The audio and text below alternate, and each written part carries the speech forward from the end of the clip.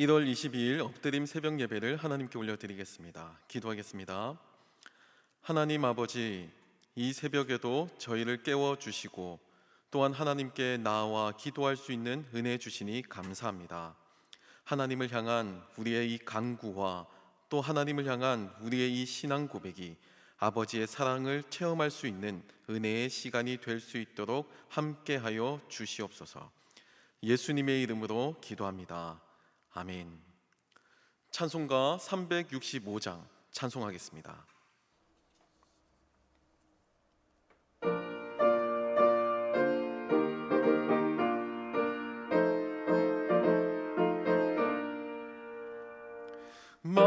마음속에 근심 있는 사람 주 예수 앞에 다 되어라. 슬픈 마음 있을 때라도 주 예수께 아뢰라. 주 예수 앞에 다 되어라. 주님의 친구니 무엇이나 근심하지 말고 주 예수께 아뢰라. 눈물 나며 깊은 한숨 쉴 때 주 예수 앞에 다 되어라. 은밀한 죄 내게 있더라도 주 예수께 아뢰라. 주 예수 앞에 다 되어라. 주님의 친구니 무엇이나 근심하지 말고 주 예수께 아뢰라. 괴로움과 두려움 있을 때 주 예수 앞에 다 되어라. 내일 일을 염려하지 말고 주 예수께 아뢰라. 주 예수 앞에 다 되어라. 주님의 친구니 무엇이나 근심하지 말고 주 예수께 아뢰라. 죽음 앞에 겁을 내는 자여 주 예수 앞에 다 되어라. 하늘나라 바라보는 자여 주 예수께 아뢰라. 주 예수 앞에 다 되어라. 주님의 친구니 무엇이나 근심하지 말고 주 예수께 아뢰라. 아멘. 오늘 우리에게 주시는 하나님 말씀은 사무엘상 1장 9절로 18절 말씀입니다. 구약 408쪽에서 409쪽, 생명의 삶은 122쪽에서 124쪽입니다. 이제 하나님의 말씀을 봉독합니다. 그들이 실로에서 먹고 마신 후에 한나가 일어나니 그때 제사장 엘리는 여호와의 전 문설주 곁 의자에 앉아 있었더라.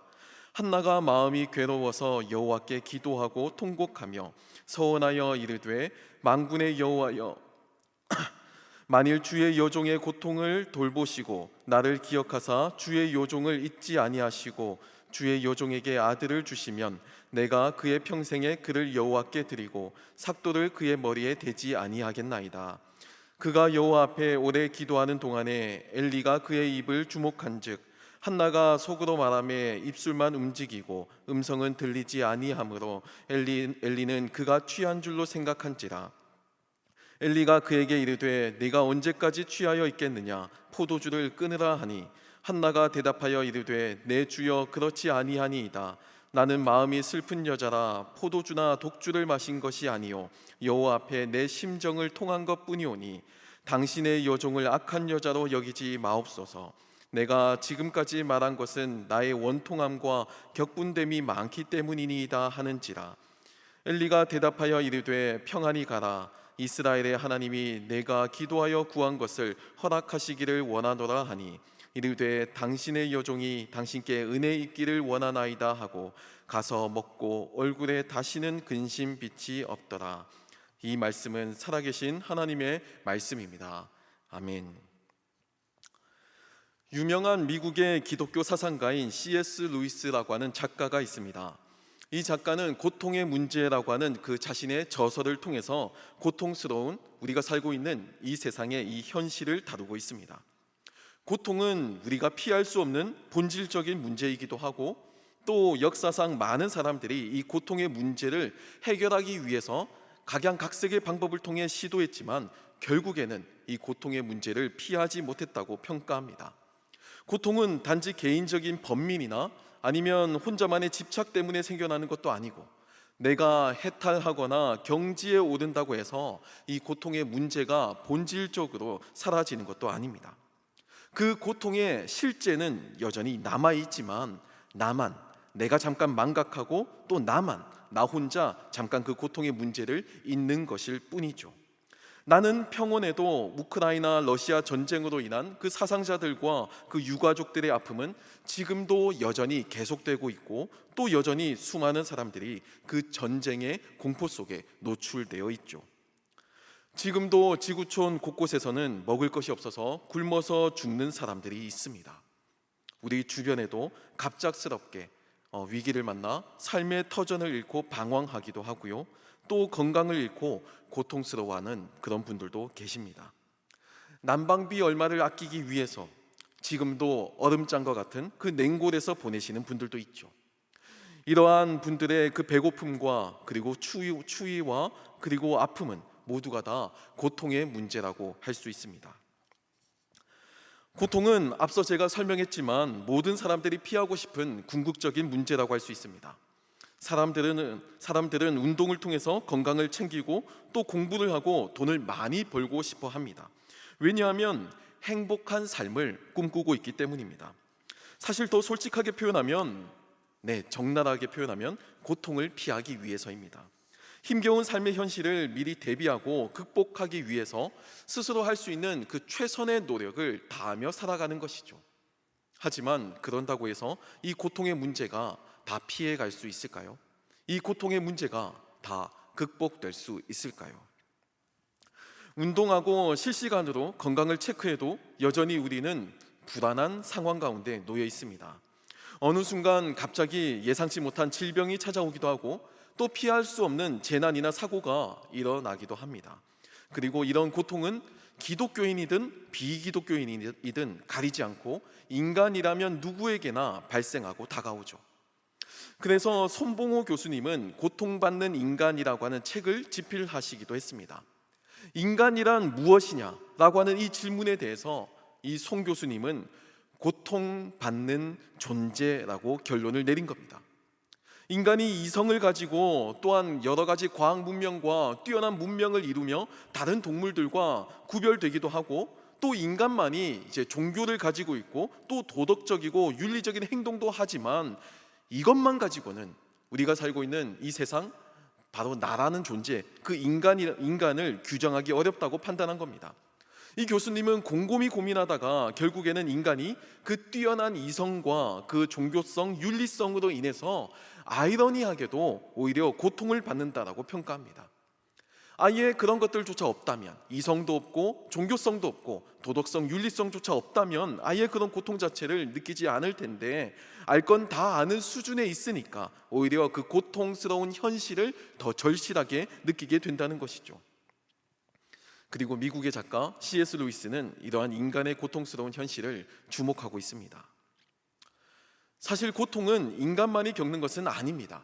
C.S. 루이스도 동물의 고통이라고 하는 그 한 파트를 통해서 인간이 아닌 다른 생명들도 이 고통스러운 현실에 놓여 있음을 고발하고 있는데요, 이것은 우리가 사는 세상 그 자체가 이미 이 고통에 노출되어 있다는 것을 의미합니다. 사도 바울이 로마서 8장 22절에 이렇게 기록하고 있습니다. 피조물이 다 이제까지 함께 탄식하며 함께 고통을 겪고 있는 것을 우리가 안다라고 선언하고 있습니다. 병아리는 부화되자마자 암컷과 수컷으로 분류가 되어서, 수컷은 안타깝지만 그리고 비극적이지만 바로 분쇄기에 들어가게 됩니다. 수컷은 키우기가 힘들거든요. 그리고 다 키워도 달걀을 낳지 못하니까 쓸모없는 생명으로 분류하고 여기는 셈입니다. 그렇다고 해서 이 암컷 병아리도 마음껏 생명을 누릴 수 있는 것은 아닙니다. 겨우 30일에서 40일 남짓 살고 도축되죠.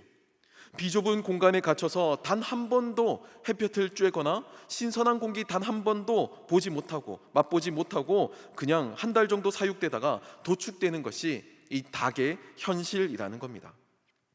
동물뿐만이 아니라 우리가 살고 있는 이 세상의 그 환경 생태계도 마찬가지죠.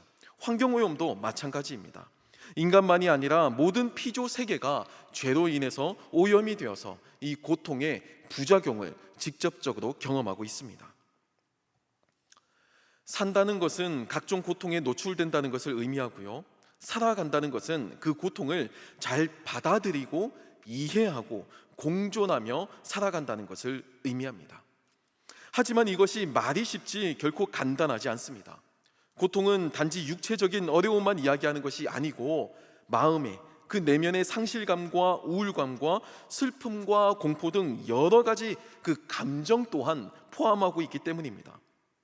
괜찮다고 생각을 해도 공포스러워서 심장이 뛰기 시작하고 손과 발이 막 덜덜 떨리기 시작하고 슬픔과 분노, 원망으로 인해서 잠도 오지 않고 눈물만 흐르는데 이것을 어떻게, 이러한 이 고통의 문제를 어떻게 받아들이고 공존하고 그렇게 살아간다고 이해할 수 있을까요? 분명히 쉽지 않을 겁니다. 말로는 고통을 받아들이고 고통을 이해하고 공존하며 살아가야 함을 알아도 내가 그것을 충분히 소화할 수 있는 수준의, 그런 수준의 고통일 때만 그나마도 이게 가능하다는 거예요. 내가 충분히 감당할 수 있는 고통이라면 사실 엄밀하게 따지면 이건 고통이라고 부를 수 없죠. 진짜 고통의 문제는 내가 감히 생각하지도 못한, 그리고 내가 감히 감당할 수도 없는 그런 종류의 고통이라고 할 수 있습니다. 나조차 어찌할 수 없어서 발을 동동 구르면서 먹지도 못하고 자지도 못하면서 겪는 그런 종류의 고통, 그런 종류의 엄청난 고통을 맛볼 때 우리는 어떻게 이 고통의 문제를 대처할 수 있을까요? 오늘 본문에 등장하는 이 한 여인도 이러한 고통의 문제에 직면하고 있습니다. 본문 10절을 보게 되면 이 한나라고 불리는 이 여인은 마음이 괴로워서 여호와께 기도하고 통곡했다고 합니다. 한나가 마음이 괴로워서 여호와께 기도하고 통곡하며, 여기서 중요한 것은 마음이 괴로워서가 아니고 여호와께 기도하고 통곡했다라는 겁니다. 이 여인도 신실하게 하나님을 믿는 믿음의 여인이었습니다. 그러니까 마음이 괴로울 때 하나님께 나와서 오늘 본문과도 같이 하나님께 기도를 했겠죠.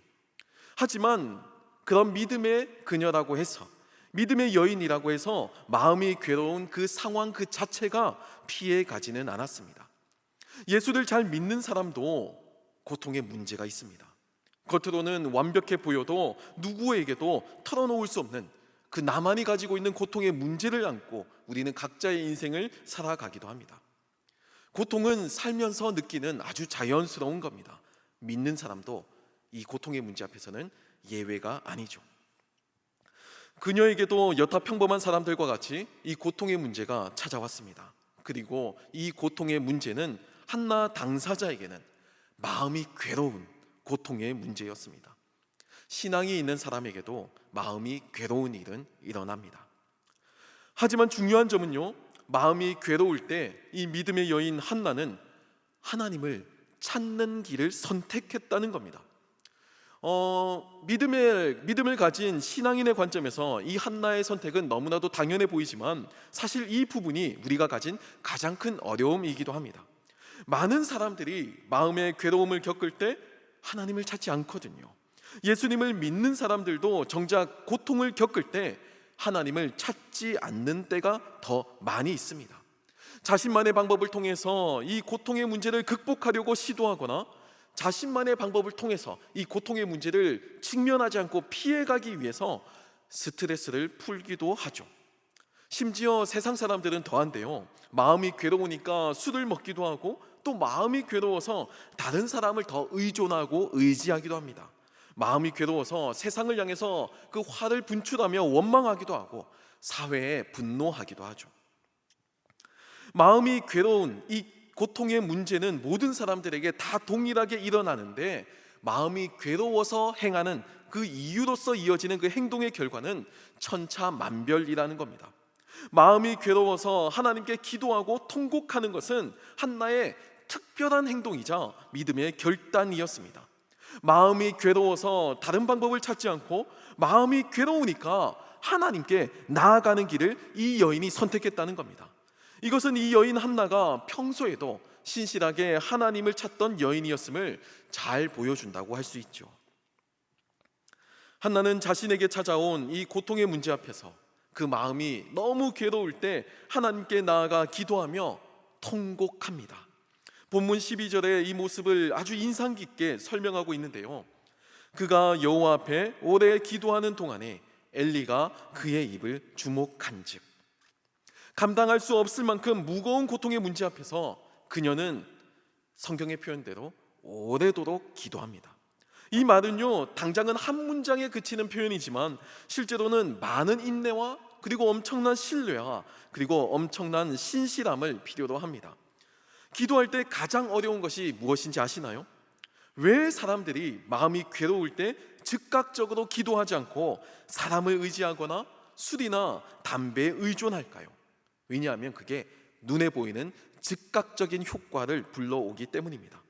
마음이 괴로울 때 사람에게 의지하면 당장 위로를 받을 수 있거든요. 마음이 좀 괜찮아지고 마음이 조금 나아집니다. 술이나 담배를 의존하는 것도 당장의 고통을 벗어날 수 있거든요. 잊을 수 있기 때문입니다. 그 즉각적인 효과에 중독되어 있기 때문에 고통스러운 이 현실 앞에서 가장 손쉬운 방법을 선택하는 거예요. 바로 그 문제 때문에 기도가 어려운 겁니다. 기도는요, 내가 원하는 대로 내가 원하는 때와 방식으로 응답이 이루어지지 않을 수도 있거든요. 기도는 원래 하나님과 나의 그 대화입니다. 대화를 통해서 하나님을 향해 자신의 처지를 구하고 이에 대한 도움을 요청하는 것, 이것이 바로 기도죠. 하지만 하나님께서는 우리보다 우리를 더 잘 알고 계시기 때문에 우리가 알지 못하는 아주 새로운 방법으로, 그리고 가장 최선의 방법을 통해서 응답하시길 원하십니다. 그래서 우리는 불가피하게 기도하고 그 응답을 기다릴 때도 있고요, 불가피하게 우리가 요청한 그 기도의 내용에 대해서 하나님의 거절을 경험할 때도 있습니다. 하지만 우리는 이 모든 것을 통해 하나님을 신뢰하죠. 우리는 대화가 가능한 인격적인 하나님을 믿기 때문입니다. 세상의 다른 종교의 신은 그저 인간의 노력과 행위를 통해서 무언가를 얻어내는 데 초점이 있습니다. 램프의 요정 지니와도 같이 소원을 들어주는 존재, 그 이상도 이하도 아니죠. 그 소원이 훗날 어떤 문제가 되고 어떤 고통의 문제가 될지 모르지만 당장의 눈에 보이는 그 소원 성취라고 하는 그 당장의 달콤함에 빠지게 합니다. 세상에 얼마나 많은 사람들이 갑작스럽게 생긴 부와 명예로 인해서 생각지도 못한 고통의 문제에 직면하게 됐는지 모릅니다. 복권에 당첨된 사람들의 삶을 추적한 여러 기사 내용들을 보면 거의 대다수가 불행한 삶을 살고 있다고, 그래서 차라리 이 복권에 당첨되지 않고 평범한 삶을 살던 그 시절로 돌아가고 싶다고 이야기할 정도입니다. 벼락 출세가 당장에는 달콤할지 몰라도 그 결과가 치명적일 때도 있죠. 우리가 비록 당장은 그 결과까지 내다보지 못하지만요, 하나님은 이 모든 것을 아시고 우리에게 가장 적합한 방법으로, 우리에게 가장 좋은 방법으로 응답하십니다. 그래서 즉각적인 응답이 아닌 것처럼 보일 때도 있죠. 바로 이 점이 이 기도가 우리에게 힘든 이유입니다. 사람들이 고통 앞에서 사람들을 의존하거나 술이나 담배에 중독되는 이유는 딱 하나입니다. 사람들이 즉각적인 효과를 기대하기 때문이에요. 즉각적인 응답을 주기 때문입니다.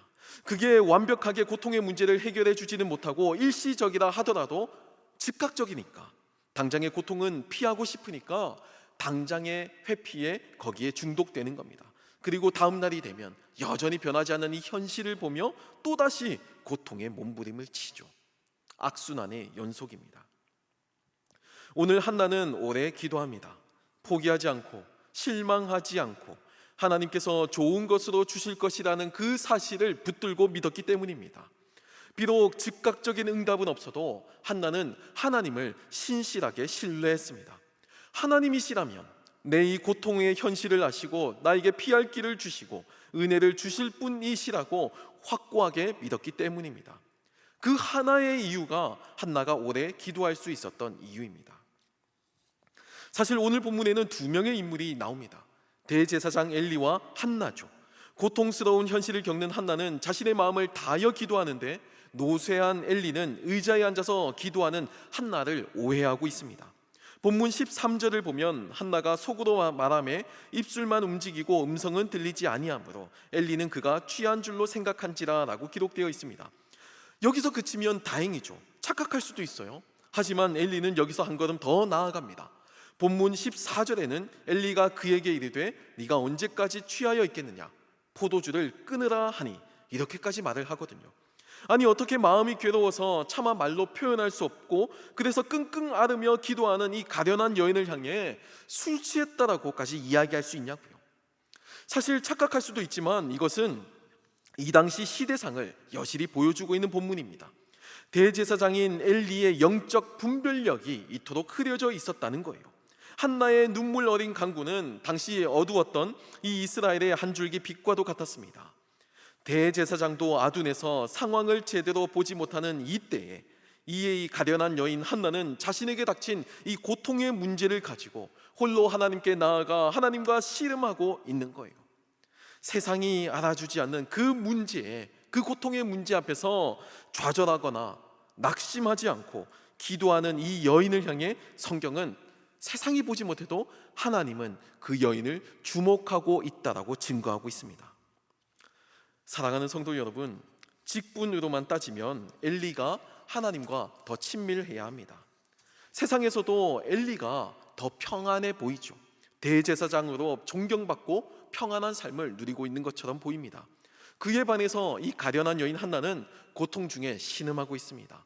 평범한 여인에 불과하죠. 엘리와 비교하면 굉장히 초라합니다.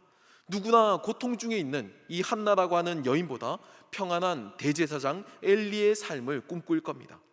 하지만요, 하나님의 평가는 다릅니다.